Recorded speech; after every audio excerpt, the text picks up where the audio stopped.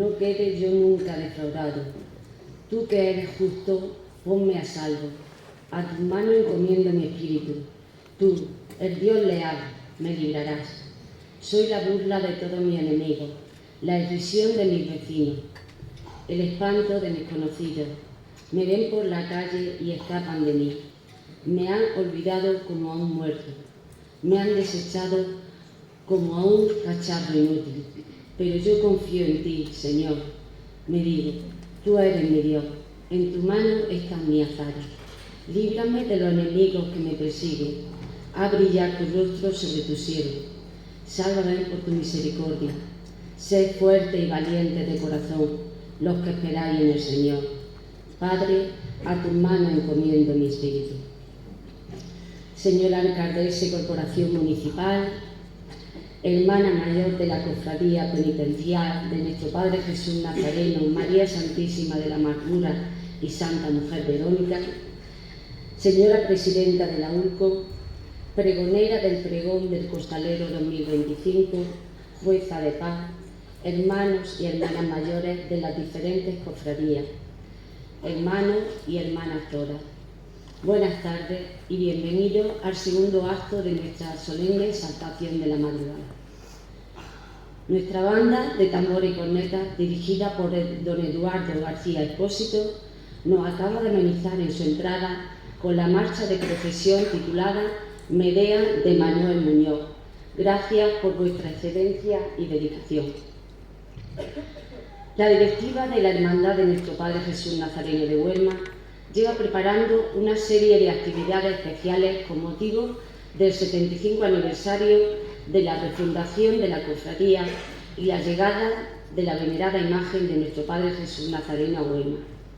Por ello, este acto se centrará en los orígenes, la historia de la cofradía y la devoción al Nazareno de Huelma.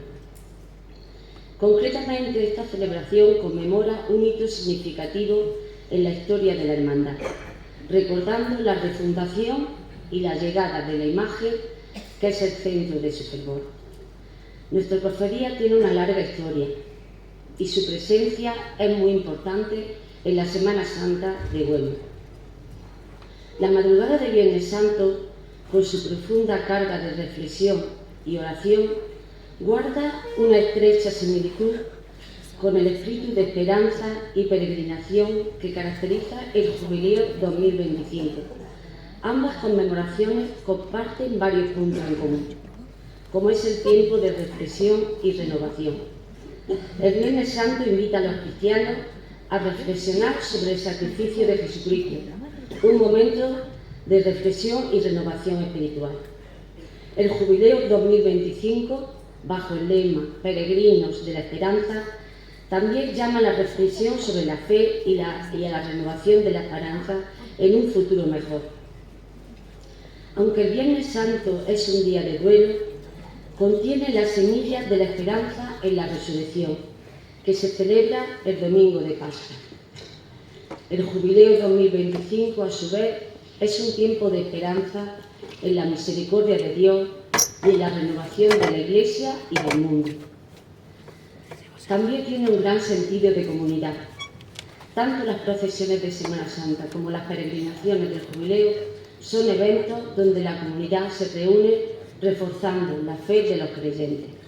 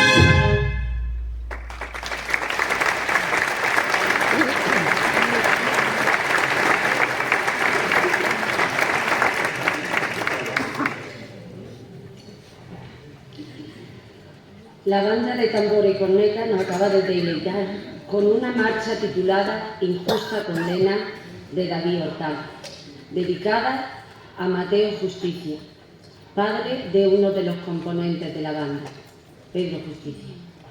Un aplauso.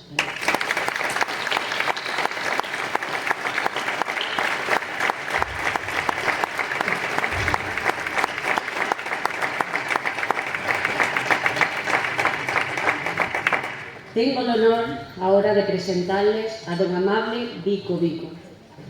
Amable es historiador, bibliotecario y archivero. Ha estudiado Humanidades en la Universidad de Jaén, obteniendo el diploma de estudios avanzados y la suficiencia investigadora con el trabajo de iniciación a la investigación, la mentalidad de Huelma en la segunda mitad del siglo XVI, que ha sido publicada en forma de diferentes artículos, revistas de historia de la provincia. Amable, esperamos ansioso tu intervención. Puedes subir al escenario.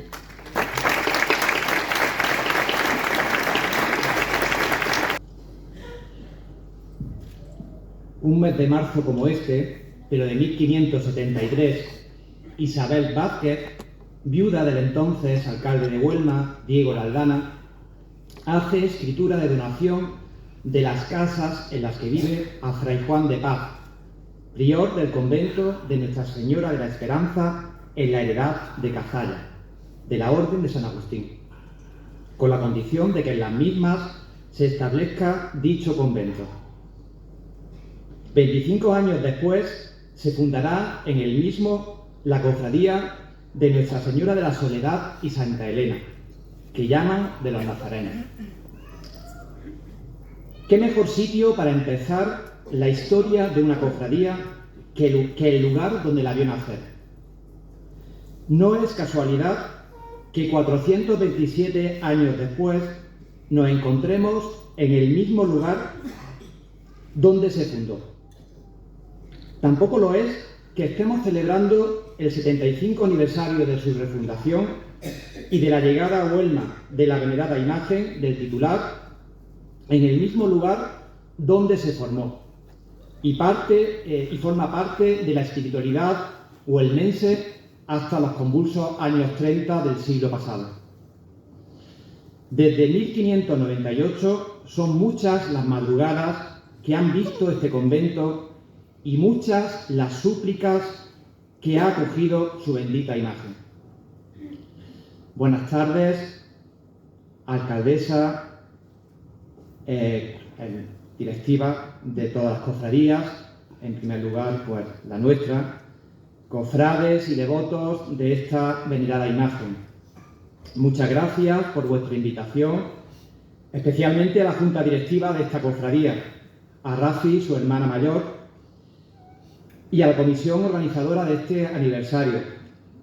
Muchas felicidades y enhorabuena por el esfuerzo que estáis realizando para que este efeméride tome la relevancia que la devoción al nazareno huelmense merece.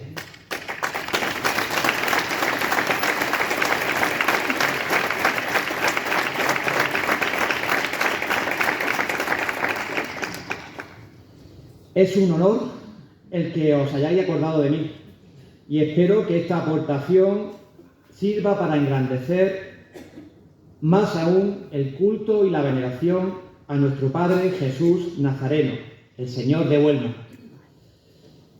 Muchas gracias a ti, Juana Mari, por tan generosas palabras que sin duda brotan más del cariño que nos tenemos que de mérito propio. Permitidme que en esta exaltación de la madrugada tenga unas palabras de agradecimiento y de homenaje a las personas que me han transmitido la fe, grandes nazarenos y mejores personas, especialmente a mi madre, la persona más importante de mi vida, que junto con mi padre, que nos dejó hace ya 27 años, cuida de nosotros, evidentemente, y muestra de ello es que estoy aquí. A mi tía María Antonia y a mi tío Pepe, que desde el cielo, a buen seguro, estará escuchando esta locución y se sentirá henchido de orgullo ante estas cariñosas palabras y ante esta exaltación de su querido Señor.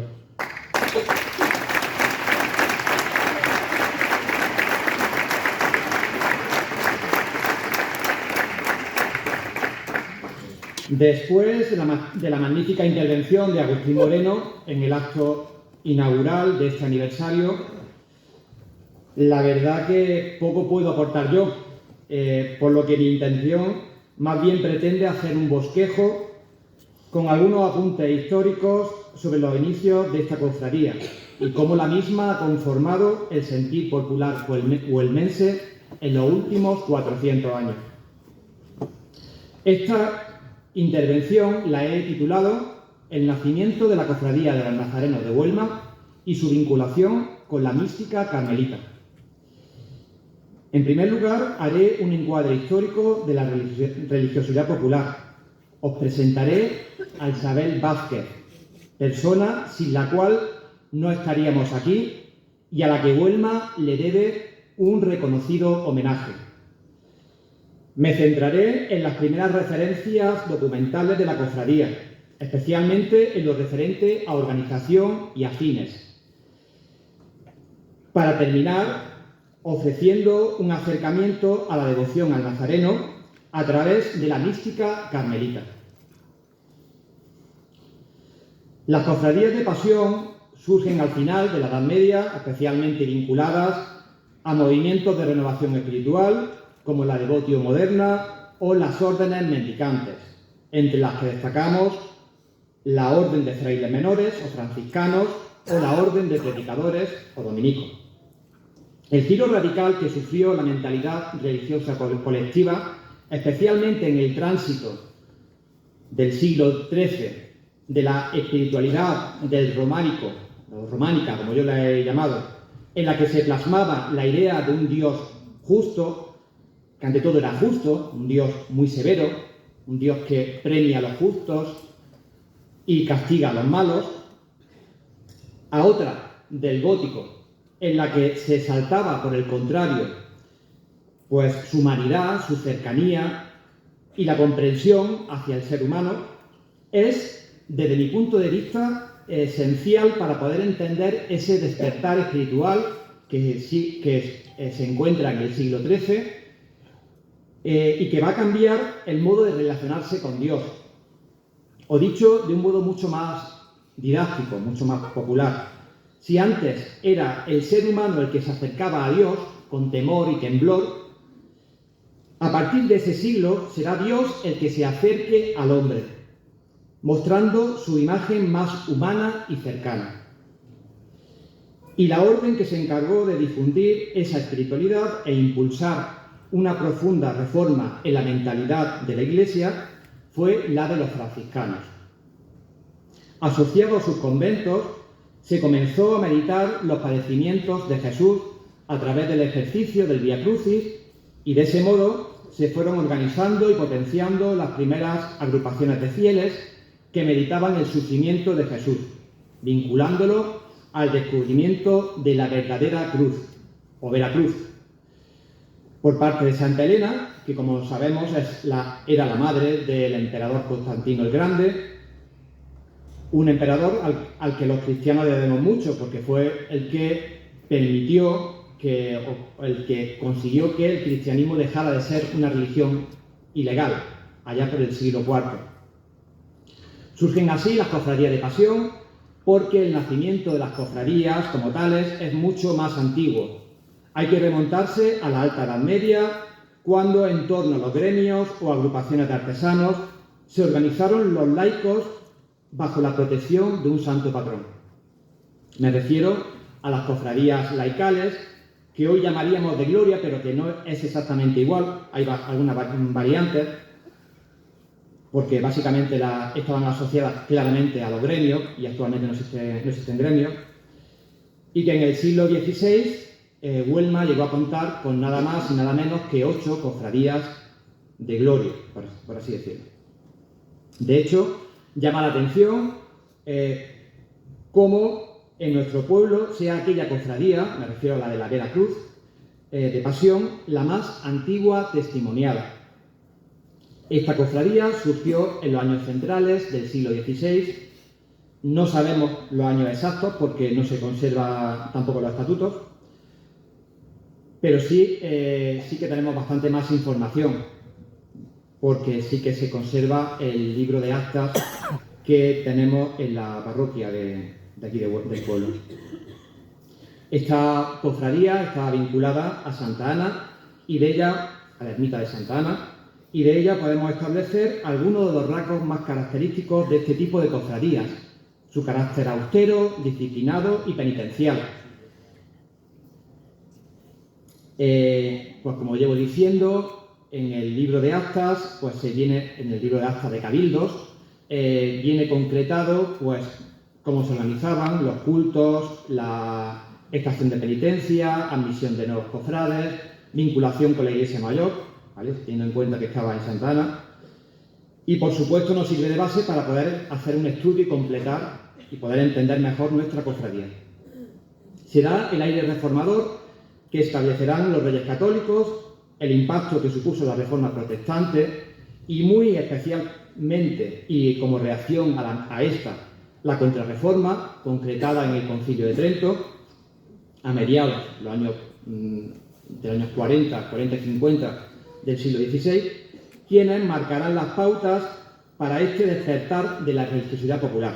En concreto, en el decreto sobre las imágenes de Trento se establecía que la misión principal de las cofradías no era otra que mover a la piedad y a la oración. Así, declaraba que se deben tener y conservar principalmente en los templos las imágenes de Cristo, de la Virgen Madre de Dios y de otros santos, y se les debe dar el correspondiente honor y veneración, no porque se crea que hay en ellas divinidad o virtud alguna por la que merezcan el culto, o que se les deba pedir alguna cosa, o que se haya de poner la confianza en las imágenes, sino porque el honor que se da a las imágenes se refiere a los originales representados en ellas, de suerte que adoremos a Cristo por medio de las imágenes que besamos y en cuya presencia nos descubrimos y arrodillamos. Es decir, las imágenes no contienen en sí la divinidad, pero nos ayudan a entrar en el misterio. Y de misterio vamos a hablar, porque hay cosas que no se pueden expresar con palabras, son inefables. Imágenes, misterio, mística, son palabras que para un cofrade deben de estar unidas. ¿Cómo si no expresar lo que se experimenta cuando vemos el rostro del Nazareno al rayar el día o subiendo la calle La Umbría?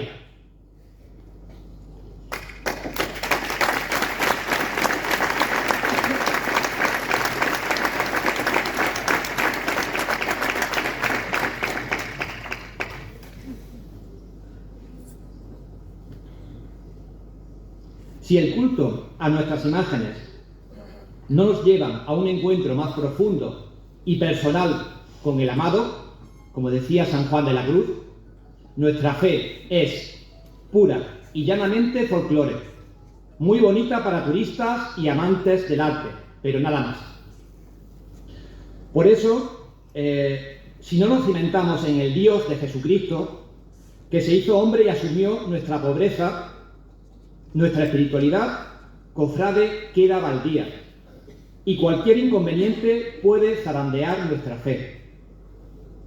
Se preguntaba Teresa de Ávila, la gran reformadora del Carmelo, allá por el siglo XVI, en relación a la devoción que le movía la imagen de Jesús sufriente. ¿Quién ve al Señor cubierto de llagas y afligido con persecuciones, que no las abrace y las ame y las desee?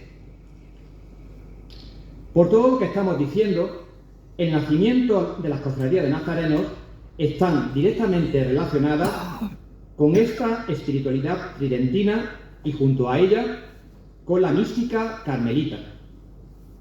De hecho, así lo testimonian las cofradías homónimas de Jaén, Granada, Úbeda, Baeza o Mancha Real.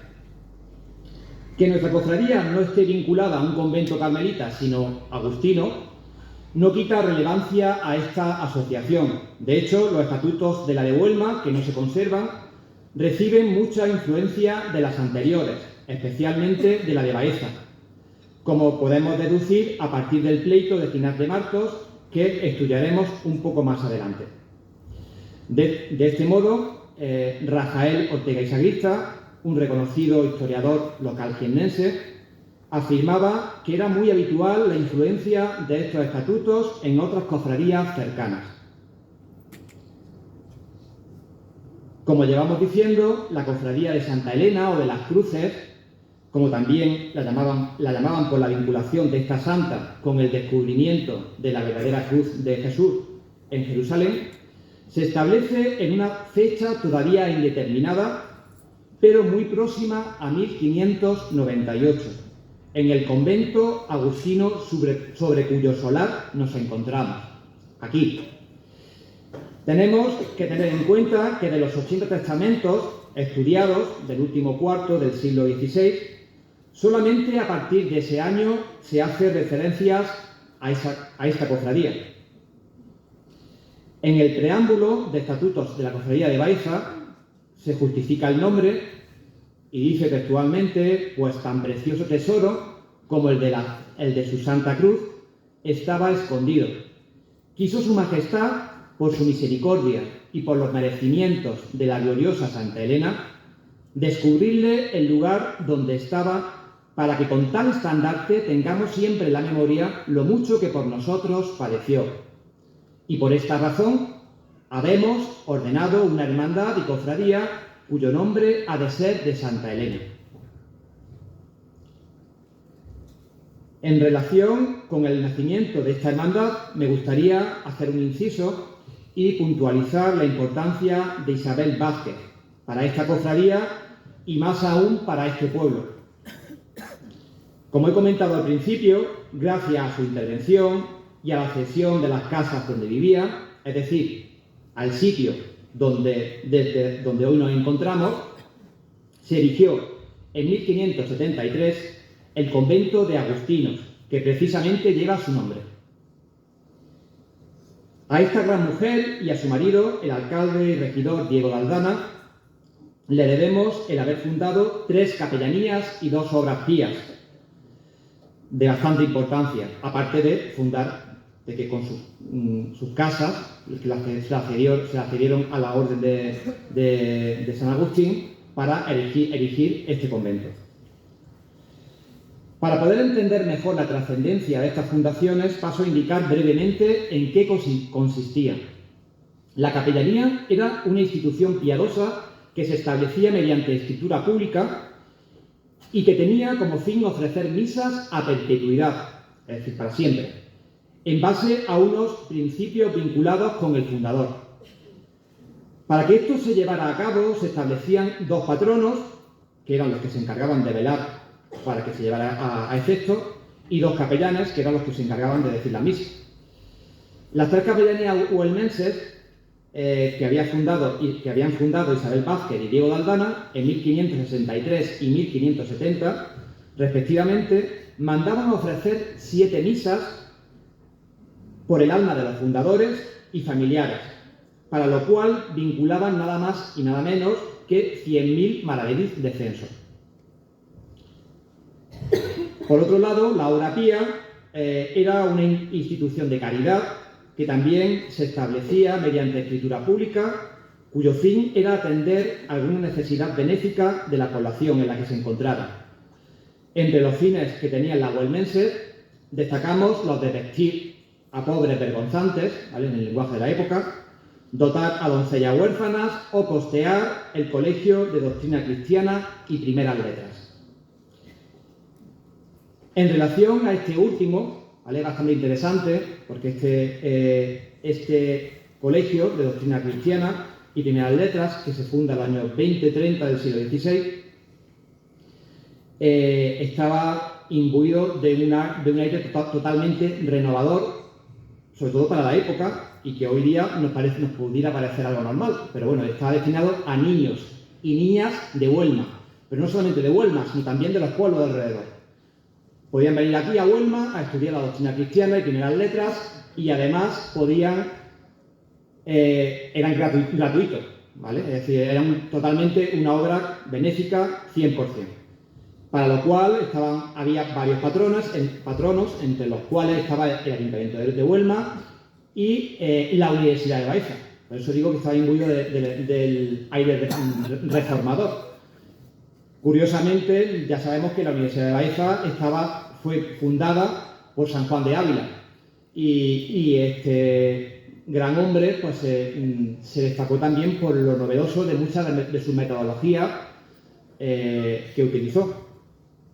En concreto, por poner una anécdota, curiosamente se aprendía pues, cantando, algo que actualmente, actualmente puede ser novedoso, pues ya en la época, en el siglo XVI, lo era. En concreto, las dos obras pías establecidas por Isabel Vázquez y Diego de Aldana tenían como fin dotar doncellas huérfanas. Visto con la distancia que era el tiempo, hoy día podría resultarnos intrascendente. Pero para la sociedad de la época, una mujer sin dote, es decir, sin bienes que aportar al matrimonio, tenía una vida muy dura y, llegado el caso, podía caer en la pobreza. Entrando ya en la historia concreta de los inicios de esta cofradía, el principal problema con el que nos encontramos es el de la escasez documental. La primera referencia histórica nos viene dada a través del testamento de Salvador García, fechado el 19 de mayo de 1598, que se encuentra en el protocolo notarial del escribano Nicolás Fernández Muñoz, ¿vale? del Archivo Histórico Provincial de la ciudad de Jaén. El testador hace constar que el día de su funeral lo acompañen los clérigos de la Iglesia Mayor y los hermanos y cofrades de todas las cofradías de la villa, porque de todas ellas era hermano, y no eran nada más y nada menos que 10 cofradías, contando las dos de Pasión, excepto la cofradía de Santa Elena, a la cual no pertenecía, y yo personalmente creo que por su reciente creación, porque no tenía ningún tipo de sentido que no perteneciera a una cofradía cuando pertenecía a todas. Llegado este momento, sería necesario aclarar que en una sociedad tan sumamente religiosa como la de la Contrarreforma, la carta de testamento y última voluntad era una fuente documental de primer orden. El testamento estaba revestido de un carácter sagrado, pues era de los pocos documentos notariales en los que se comenzaba con una invocación, con una declaración de fe, antes incluso de indicar la tipología documental. Normalmente, cuando uno estudia los protocolos notariales, la escritura, ¿vale?, de la época, siempre suele decir, sepan cuando esta carta de poder, cuando es un poder, o cuando esta carta de donación, cuando es una donación, ¿vale? En el caso de la de Huelma, en el caso de los testamentos, siempre se hace una invocación a Dios, a lo que uno cree en concreto. Y luego después, a continuación, se dice que es una carta de testamento. La muerte estaba al orden del día. Las continuas epidemias y hambrunas diezmaban la población, y es por ello que, en previsión de un posible deceso, se regulara escrupulosamente cómo debía llevarse a cabo el funeral. Las cofradías, en este sentido, cumplían una función social muy importante, pues tenían obligación de visitar y asistir a hermanos enfermos, así como acompañarlos en las honras fúnebres. Y no solo eso, en muchos casos se encargaban de organizar el funeral, aportando todo lo necesario a tal efecto.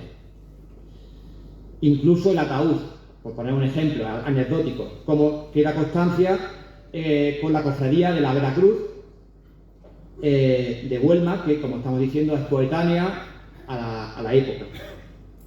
Así se dan dos mujeres, Lucía de Soto y Juana Cano, quienes en sus respectivos testamentos de 5 y 6 de noviembre de 1598 se encomienden por primera vez a la cofradía de los nazarenos. Es curioso cómo en una sociedad profundamente desigual como la de la época, sean dos mujeres las que se acojan por primera vez a una cofradía. Más aún cuando las mismas no podían o pertenecían en la medida en que eran su marido o su padre, pero no podían ni asistir a los cabildos oficiales, ni tampoco podían asistir a las procesiones. Solamente entiendo que podían beneficiarse del prestigio que podía ser el pertenecer a una cofradía, sobre todo vinculado al tema de asistencia social, porque si te ponías malo, pues evidentemente, si no tenía un respaldo social de una cofradía que te apoyara, pues te la veías negra. De los 40 testamentos estudiados para este año, para 1598, la mitad de los mismos hacen referencia literalmente a nuestra cofradía, bien para encomendarse a la misma o bien para indicar que no pertenecen a ella, lo que indica el fuerte arraigo que ya tenía desde su inicio. Tenemos también un caso muy interesante en el que un huelmense le encarga a su mujer enterrarse en la sepultura que tiene la iglesia mayor de esta villa con la túnica de los nazarenos. Y cito literalmente: cuando la voluntad de Dios nuestro Señor fuere servido de me llevar de esta presente vida, mando que mi cuerpo sea sepultado en la iglesia mayor de esta villa, en la sepultura que le pareciere a María de Guzmán, mi mujer, y me entierren con la túnica que tengo de los nazarenos. Se encuentra en el protocolo de Blas de Castañeda de 1599. Tendremos que llegar a las postrimerías del siglo XVI para conocer en profundidad su estructura y funcionamiento, y lo haremos a través del primer documento oficial que se conoce de la misma y que se encuentra en el Archivo Histórico Diocesano de Jaén, en el archivo de la Catedral. Es un pleito que interpone Ginés de Martos el 8 de noviembre de 1599 ante el provisor del Obispado de Jaén, por el cual denuncia que no le dejan pertenecer a esta cofradía a pesar de haber pagado la cuota correspondiente. El documento está compuesto por 6 hojas escritas a ambas caras y es esencial para testimoniar fehacientemente nuestra historia centenaria.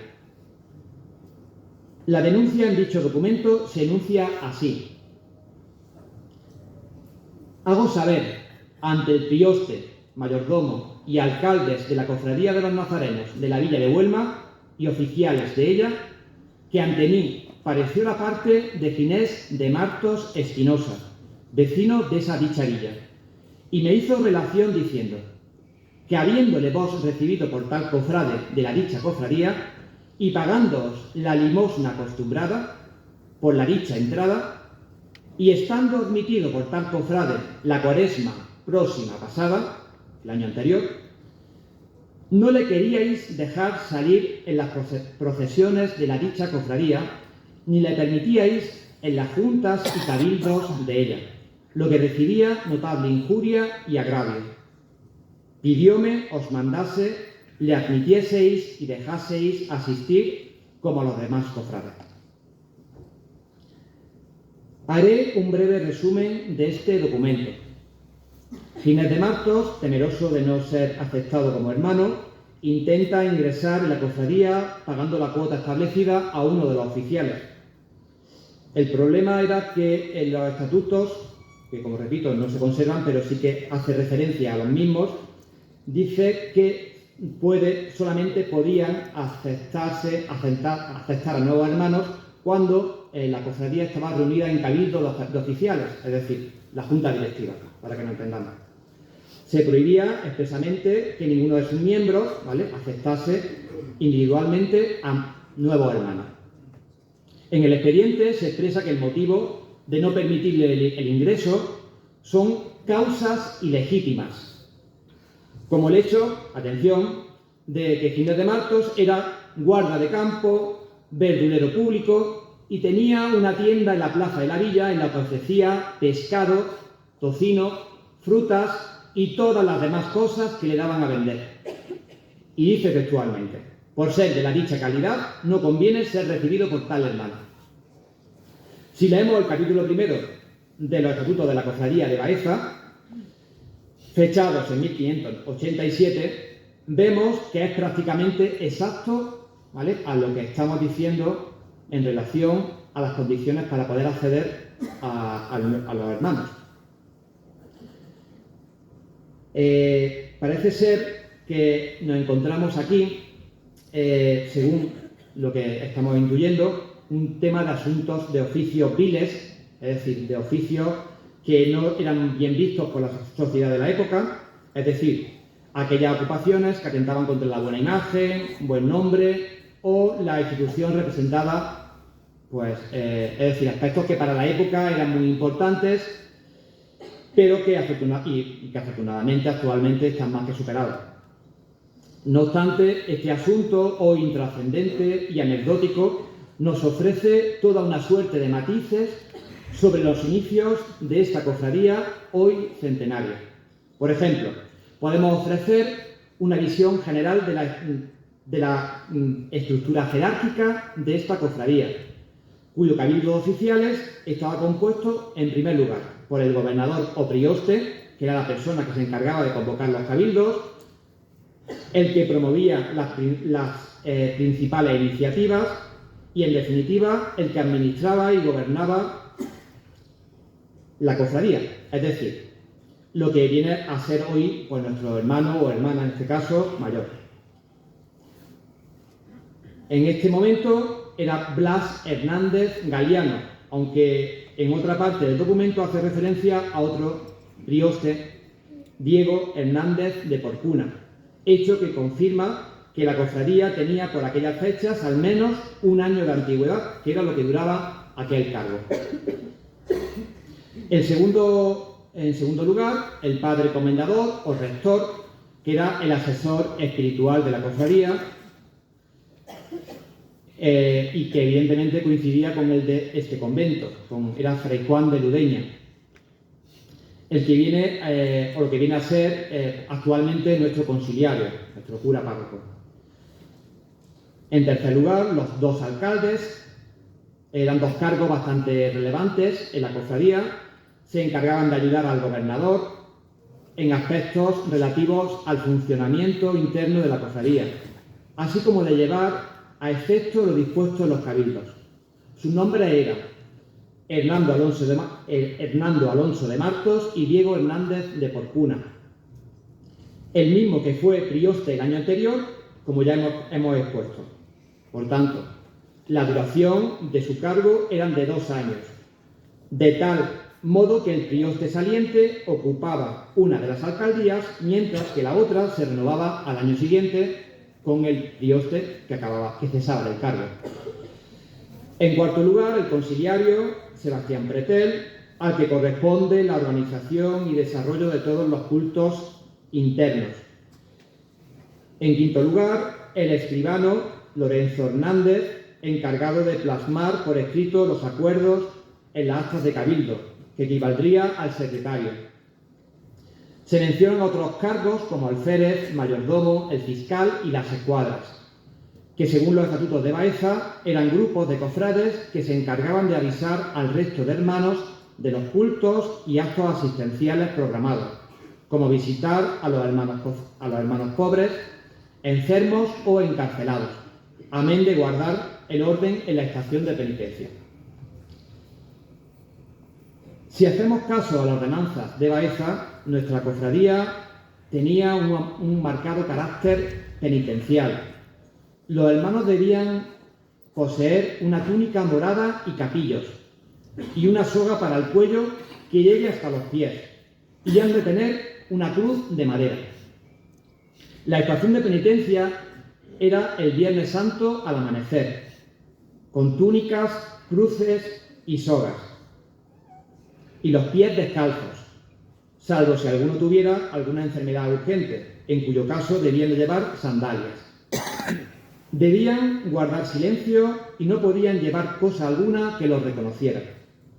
El orden procesional era el siguiente: abría el cortejo el estandarte pendiente a una cruz y era portado por el alférez, Junto al mismo se situaban los dos alcaldes y conciliarios, con sus cetros.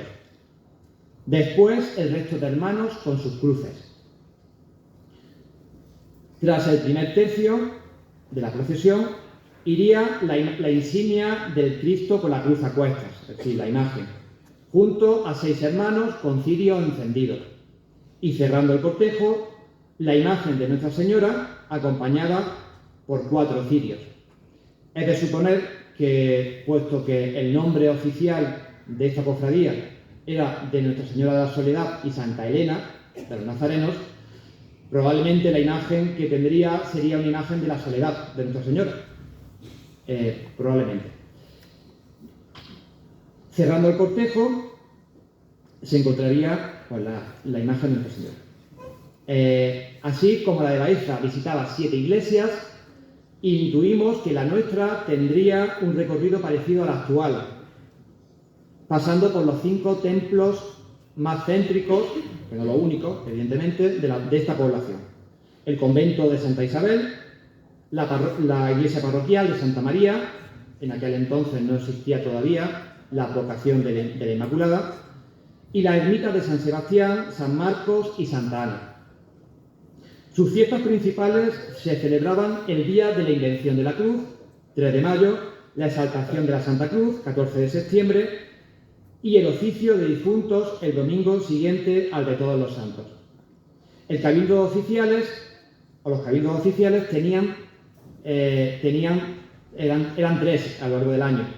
En concreto, el Domingo de Ramos, la Natividad de Nuestra Señora, el 8 de septiembre, y la Purificación de la Virgen, el 2 de febrero, la fiesta de la Candelaria, popularmente. En base a todo lo anterior, podemos establecer las siguientes conclusiones. El nombre oficial de esta cofradía, en sus orígenes, fue el de Nuestra Señora de la Soledad y Santa Elena, que dicen de los nazarenos. La cofradía, si nos atenemos a su nombre, tenía por finalidad dar culto a los titulares, el nazareno y una dolorosa. Esta cofradía fue fundada en el convento agustino de Santa Isabel, en una fecha muy próxima a 1598. El Cabildo de Oficiales era el órgano de máxima autoridad de la cofradía, el equivalente a la actual Junta Directiva. El mismo estaba compuesto por prioste o gobernador, el padre comendador o rector, alcaldes, conciliario, alférez, mayordomo, fiscal y escuadras. Del mismo modo, tenía la importante labor asistencial de visitar a los hermanos más necesitados, especialmente en el momento de la muerte. Llama la atención cómo hoy día se evita la muerte y todo lo que tiene que ver con ella, pues en el fondo se vive en el presente.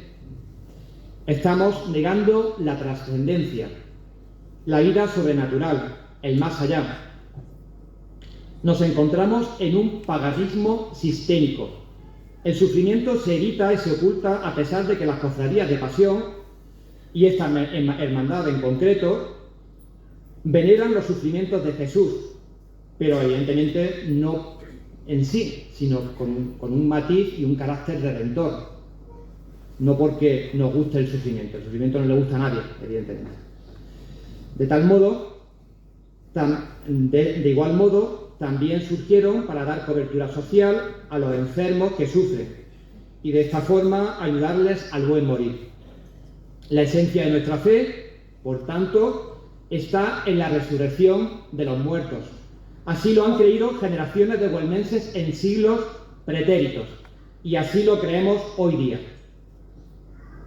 Esto es una ganancia y es la mejor terapia que podemos tener, pues nos ayuda a vivir felices ya en el presente.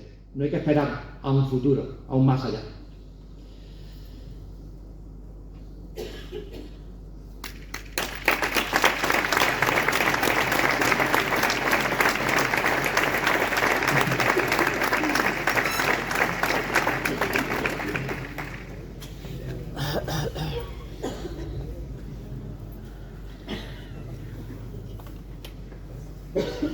Otras pinceladas históricas del devenir de esta cofradía. La han rastreado los investigadores locales, Rafael Galiano Puy, Francisco Ruiz, así como el mismo Agustín Moreno, y que por cuestiones de tiempo y espacio no indicamos. Como por ejemplo la vinculación de la historia del convento de agustinos, que hay una monografía aquí en concreto, hay 3 artículos que hablan de Rafael Galiano Puy, que habla extendidamente sobre este convento desde los orígenes hasta la actualidad, hasta el momento en el que se extinguió.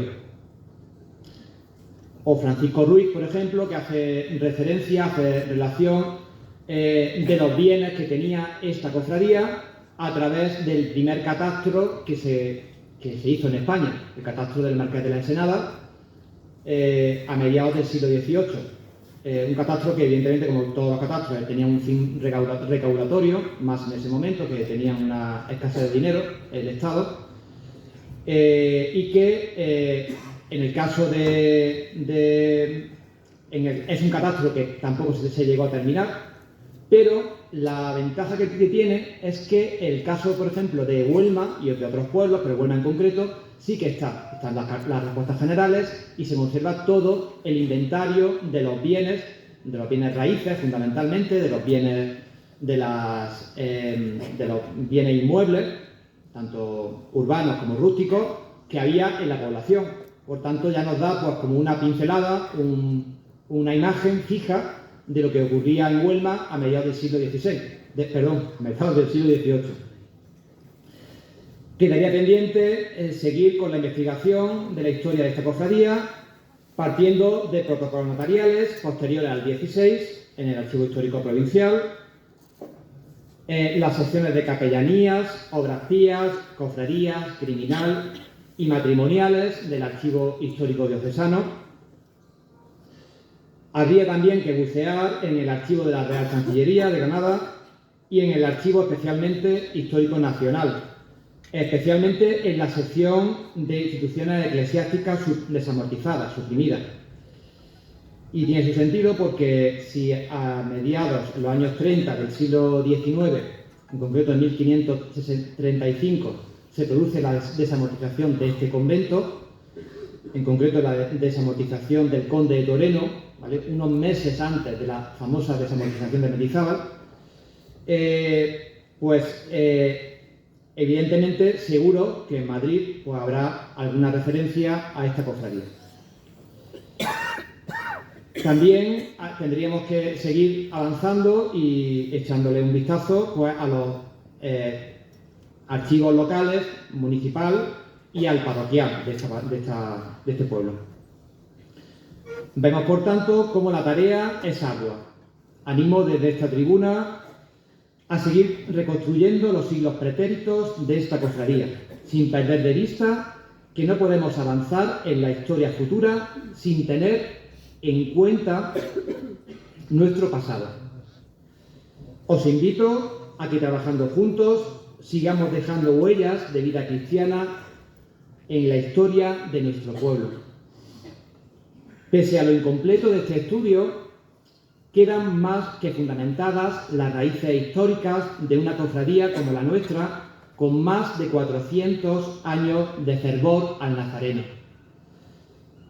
Especialmente, y además vinculándolo con esta efeméride, tengo que decir que este hecho, a pesar de que esta cofradía queda testimoniada, como ya estoy diciendo, desde siglos atrás, sirve también, o mi intención es que intentar engrandecer mucho más esta efeméride del 75 aniversario de su refundación. Además, muy bien dicho lo de refundación, porque es que lo es realmente. Finalmente, y a modo de reflexión, las cofradías han sido históricamente la síntesis perfecta de humanidad y espiritualidad.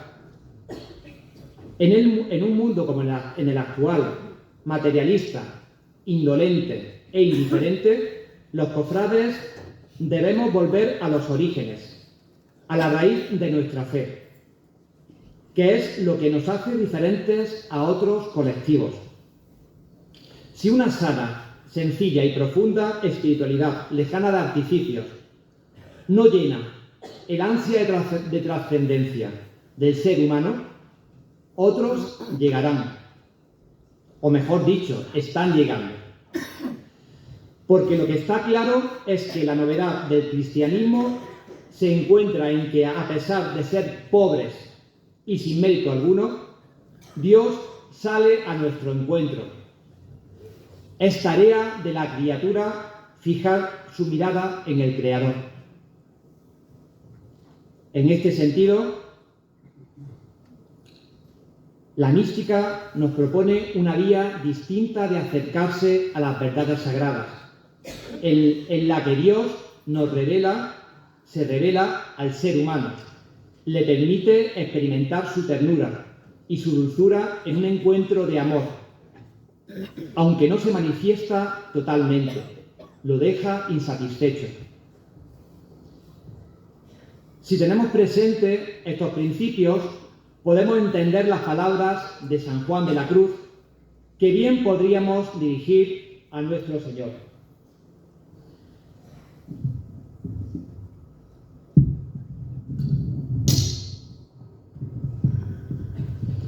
¿A dónde te escondiste, amado, y me dejaste con gemido? Como el ciervo huiste habiéndome herido, salí tras ti clamando, y eras ido. Mátenme tu vista y hermosura. Mírate la dolencia de amor que no se cura, sino con la presencia y la figura.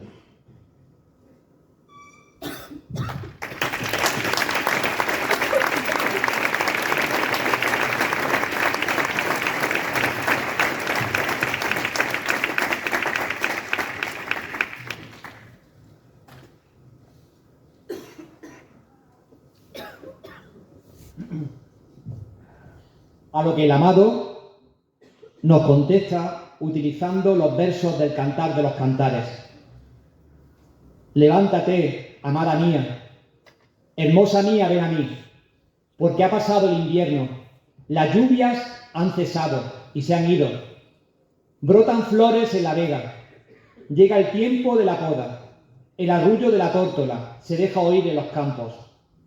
Levántate, amada mía, hermosa mía, ven a mí. De este modo, el Carmelo y las cofradías de nazarenos siempre han tenido unos lazos muy estrechos, y la mística carmelita nos ofrece una nueva mirada para profundizar en la devoción hacia nuestro Padre Jesús. Para propiciar este encuentro hemos de dejarnos penetrar por su mirada. De este modo, cuando contemplamos la belleza del rostro del amado, quedamos sobrecogidos y nuestra alma entra en intimidad con Dios. Contempladlo, dice el salmista, y quedaréis radiantes. Vuestro rostro no se avergonzará. 400 años de historia dan para mucho y es de esperar que en siglos venideros la devoción hacia el Señor de Huelma siga engrandeciendo a este pueblo. Solo una imagen compite en antigüedad y la supera con creces: la devoción hacia la Señora de Huelma, la Santísima Virgen de la Fuensanta. Hacia ambos iconos dirigimos la mirada y en ambos nos apoyamos. Muchas gracias por vuestra atención y feliz aniversario.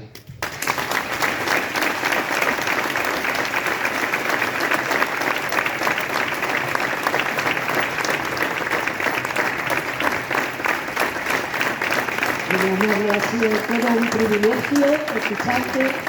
Gracias por desentrañar los secretos de la cofradía y por compartir con nosotros tanto conocimiento. Muchas gracias.